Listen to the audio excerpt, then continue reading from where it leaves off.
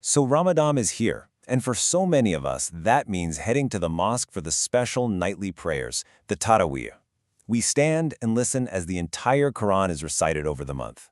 But have you ever stopped to think that this is more than just a ritual? It's actually a journey. So, what are the core messages that are unfolding night after night? Let's dive in and explore this divine roadmap, one night at a time. Now, for this journey, our guide is a wonderful work called The Message of the Quran in Tarawih. It's incredible because it breaks down the key themes of the scripture exactly as they're recited each night. It really helps transform the recitation from something you just listened to into this profound, structured learning experience. So what is this roadmap that the Quran lays out for us in these prayers? Well, we're going to explore the first few nights to see exactly how this guidance unfolds, starting with the absolute basics and moving into incredible stories of faith, and then into laws for building a truly just society. All right, let's start at the very beginning. The first night of Tarawih is so important. It covers the opening chapter, Surah Al-Fatiha, and the beginning of the longest chapter, Al-Baqarah. And this isn't just a warm-up. It's the absolute foundation for everything, and I mean everything, that follows. First up is Surah Al-Fatiha, and they call it the mother of the Quran for a reason. It perfectly captures our entire relationship with God. It starts with praise, acknowledges His mercy, and then it all builds up to this one powerful request: guide us to the straight path. This single prayer really sets the tone for the whole Quran. And what's fascinating is what comes right after that plea for guidance. It's like the Quran immediately answers by showing us how humanity responds. You've got three groups: the righteous, who welcome the guidance; the disbelievers, who outright reject it; and then the hypocrites, who only pretend to believe. It shows us right from the get-go that this message is going to land differently for everyone. And this is where it gets super practical.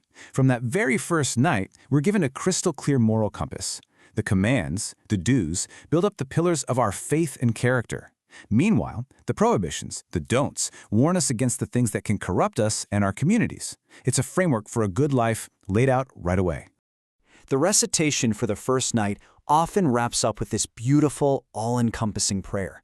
And it teaches such a profound lesson in balance.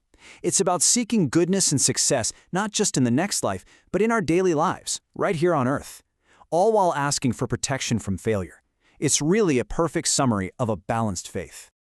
Okay, so night one laid the foundation. Now for the second and third nights, the style changes.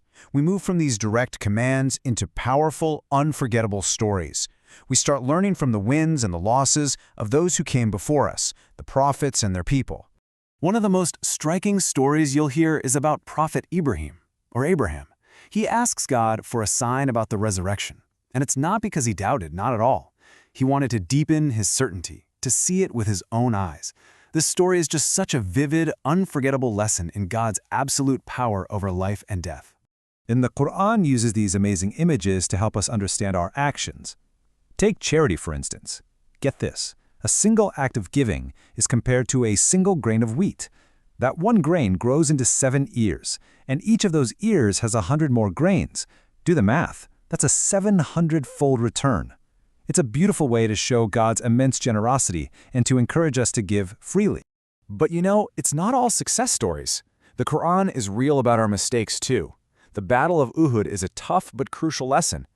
The early Muslims were on the brink of victory, but then some of them disobeyed a direct order because they were tempted by the spoils of war. It's a powerful reminder of what can happen when we let greed and disunity take over. So after all these intense lessons about faith, about power, about our own human weaknesses, this part of the Quran ends with this profoundly humble prayer. It's us admitting, you know what? We're limited. We can't do this alone. It's a complete reliance on God's mercy and His support, teaching us to always turn back to Him, especially when we feel overwhelmed. As we move into the fourth and fifth nights, the focus shifts yet again. We go from beliefs and history to the actual laws and ethics that are meant to shape a just and compassionate community. This is where faith gets put into action. And wow, the guidance is so comprehensive. This is just a little snapshot, but it covers the whole shebang. We're talking about everything from protecting the most vulnerable in society, like orphans, to this radical idea of upholding justice even when it's against yourself or your own family. It lays out rules for business, for family, even for what we eat. It truly is a holistic blueprint for a fair society. And right in the middle of all these laws, another powerful story pops up. The disciples of Jesus ask for a table of food to be sent down from heaven as a sign. Their request is granted, but it comes with a serious warning. This is a test.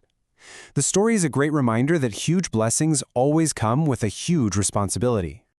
So, when you step back and look at just these first few nights of Tarawih, you can see this amazing journey unfolding, right? We started with our core purpose, then we learned from the past, and then we got the blueprint for how to build a just future. All of this guidance, it all leads to one place, a state of humility and a constant plea for God's help. And we end here with this prayer, one that was recited by believers in the past after they faced incredible challenges. It just perfectly sums up the human condition. We mess up, we go too far, and yet we still ask for forgiveness, for strength, and for help. It leaves you with a final thought, doesn't it? Is true strength found in our own perfection, or is it in our ability to constantly seek guidance, even in the face of our imperfections?